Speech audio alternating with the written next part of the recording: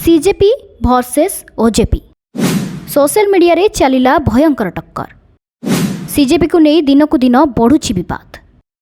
CJP मुख्य संपादक अभिजीत दीपेन को मिलिला मृत्यु धमक। सोशल मीडिया रे असरपा दमन पाई सक्रिय हेलाणी बीजेपी आईटी सेल।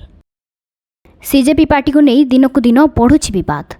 एबे खबर सामना को आसी सीजेपी रो संपादक अभिजीत दीपेन को ट्विटर अकाउंट भारत में ब्यान होइथिबार अभियोग उठिछि।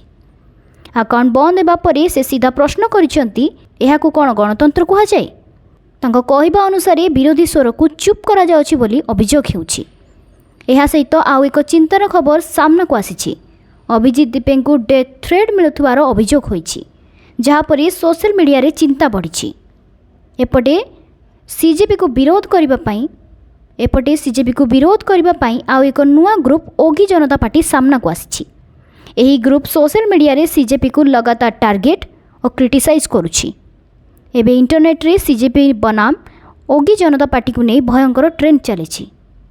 किए सीजेपी को समर्थन करुछंती, किए कहउछंती यह केवल ऑनलाइन ड्रामा।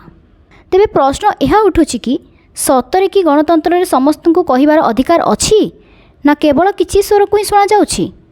आपणकर मतामत कौन कमेंट बॉक्स रे निश्चित भाव में जणातु।